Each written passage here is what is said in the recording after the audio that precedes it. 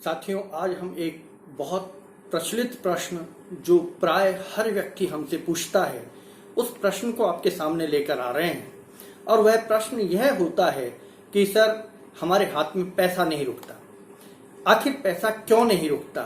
क्यों आपके भाग्य में धन नहीं है? क्यों इतना मेहनत करने के बाद भी आप धन को रोक नहीं पाते हैं? आवश्यकता पड़ने पर दूसरे के आगे हाथ फैलाते हैं। आज मैं उस धन को रोकने के लिए आपको 4-5 उपाय, बहुत सरल उपाय हैं, वो आपको मैं बता रहा हूं। आप उनको करके देखें। मैं आपको विश्वास दिलाता हूं कि निश्चित रूप से आपकी यह समस्या समाप्त होगी। तो मित्रों, सबसे पहला उपाय है तुलसी का पौधा, वृंदा का बिरवा। हमारे घरों में, हिंदू संस्कृति में, हिंदू समाज में तुलसी का बहुत महत्व है और प्रत्येक घर में तुलसी होना अनिवार्य माना जाता है। तुलसी ऐसे ही अनिवार्य नहीं हुई, हमारे वेदों में, हमारे उपनिषदों में इसका बखान है और हमारे बुजुर्गों ने संस्कार रूप में हमें ये चीज दी है। तो सबसे पहले तुलसी का पौधा आप घर में लगाएं। तुलसी का पौधा जब घर में होता है तो माँ भगवती, माँ लक्ष्मी की कृपा होती है और आपके घर में सुख, शांति और समृद्धि की वर्षा होती है। दूसरा पौधा है केले का पौधा। केले का पौधा जो है वो नारायण का स्वरूप है और नारायण का स्वरूप केले का पौधा जिस घर में होगा उस घर में लक्ष्मी अपने आप ही स्थापित हो जाएगी, क्योंकि वह नारायण के साथ ही रहती है और नारायण के बिना कहीं रहती नहीं है। इसलिए केले का पौधा आपके घर में होना चाहिए, उसकी नित्य पूजा होनी चाहिए। मित्रों, यदि आपके घर में खुला स्थान नहीं है, कच्चा स्थान नहीं है, तो आप ये सारे पौधे जो हैं वो गमले में भी लगा सकते हैं और गमले में लगाकर भी आप उसकी पूजा अर्चना कर सकते हैं। तीसरा पौधा है गुड़हल का पौधा, लाल रंग के फूल वाले गुड़हल का पौधा। मित्रों, लाल रंग के गुड़हल का जो फूल है वो माता भवानी पर चढ़ता है और माता भवानी जिस पर कृपा करती है उसकी सारी संकट, सारी परेशानियां अपने आप दूर हो जाती हैं।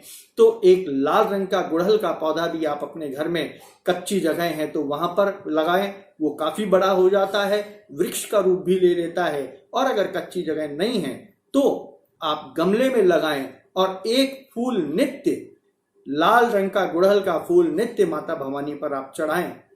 आप देखेंगे कि आपके घर में बरकत होनी शुरू हो गई है, आपके घर में सुख, शांति और समृद्धि बढ़ने लग गई है।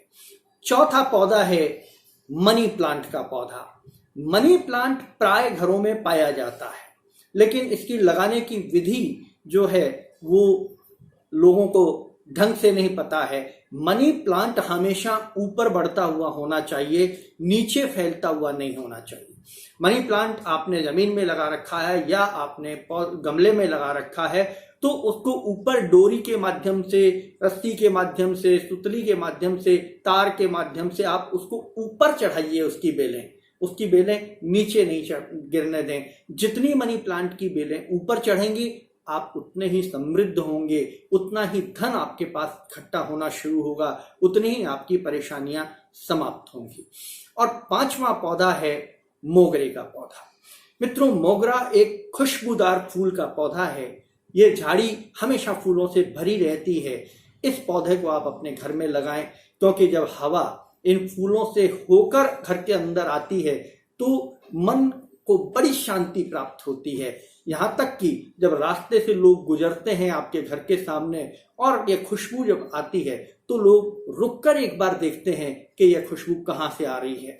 तो ये लक्ष्मी के आगमन के मार्ग को प्रशस्त करता है। इसलिए मित्रों, ये 4 पौधे आपके घर में, यदि कच्ची जगह नहीं है तो गमले में लगाएं, इनको सदैव हरा भरा रखें और नित्य आप इनमें अगरबत्ती, धूप बत्ती दिखाएं। एक अंतिम उपाय आपको और बताता हूं। सुबह शाम आप अपने घर में जब पूजा करते हैं, आप किसी भी आराध्य की पूजा करें, किसी भी देवता की पूजा करें, लेकिन घी का दीपक अवश्य जलाएं और साथ में खुशबू वाली अगरबत्ती अवश्य जलाएं। घी का दीपक और अगरबत्ती जलाने के बाद जो भी आप पूजा अर्चना करना चाहते हैं उसको आप करें। उसके बाद उसमें से एक अगरबत्ती आप लेकर बाहर तुलसी में, केले में और मोगरे और गुड़हल में फिराते हुए अंत में चाहे जहां जिस पौधे के नीचे आप उस अगरबत्ती को लगा दीजिए, घर के बाहर से जो खुशबू आपके घर में आएगी वो भी सुगंधित होगी और आपके घर के अंदर भी खुशबू सुगंधित है, बाहर का वातावरण भी महकेगा, अंदर का वातावरण भी महकेगा, तो महालक्ष्मी की कृपा क्यों नहीं होगी? फिर तो महालक्ष्मी आप ही के घर में निवास करेगी। बहुत आसान उपाय है और बहुत कारगर उपाय है। इस उपाय के लिए मैं दावे के साथ आपको कहता हूं कि 6 महीने में आपकी इस समस्या का समाधान होगा और आप निश्चित रूप से बहुत अच्छे पैसे वाले होंगे। लेकिन कर्म की प्रधानता को सदैव ध्यान में रखें। कर्म के साथ ही आपको फल मिलता है। इसलिए मित्रों, अपने कर्म को ध्यान में रखते हुए इन उपायों को करें। निश्चित रूप से आप इस समस्या से मुक्त होंगे। नमस्कार।